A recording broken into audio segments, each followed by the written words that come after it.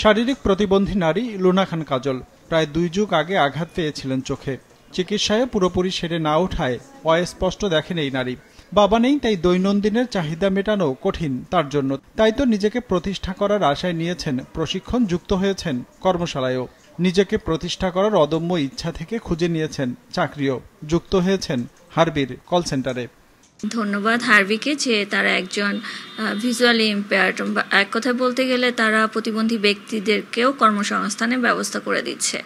এটা হচ্ছে মানে ধন্যবাদ এবং কৃতজ্ঞতা পাওয়ার যোগ্য আর কি। তারা শুধু কাজল নয়, তথ্য বলছে দেশের মোট জনশক্তির 35 লাখের মতোই প্রতিবন্ধী, যাদের ক্ষুদ্র একটি অংশকে প্রশিক্ষণ দিয়ে আসছে বেসরকারি সহযোগী সংস্থা নহর ইনিশিয়েটিভ। প্রতিষ্ঠানটির হিসাবে গেল 5 বছরে তারা 4 শতাধিক বিশেষ চাহিদা সম্পন্ন মানুষকে বিভিন্ন ধরনের প্রশিক্ষণের আওতায় এনেছেন, যাদের কয়েকজনের কাজের সুযোগ হয়েছে হারবিতে। মানুষের উপকার তো আমরা আমাদের সেবার মাধ্যমে দিচ্ছি, সেটা তো এক বিষয়। আরেকটা সমাজের পরিবর্তনে বলতে গেলে আপনি খেয়াল করবেন যে অন্যান্য জায়গায় আমরা দেখি যে অনেকেই কাজ করছে কিন্তু প্রতিবন্ধী ব্যক্তিরা পিছিয়ে আছে।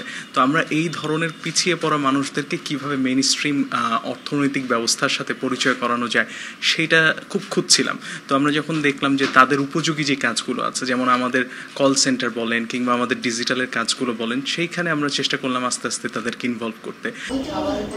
প্রতিষ্ঠানটির আশা সামনের দিনে আরো অধিক সংখ্যক প্রতিবন্ধী ব্যক্তিকে আনতে চান প্রশিক্ষণের আওতায়, করতে চান স্বাবলম্বী। রঞ্জিবুল মিজান, মাছরাঙা সংবাদ, ঢাকা।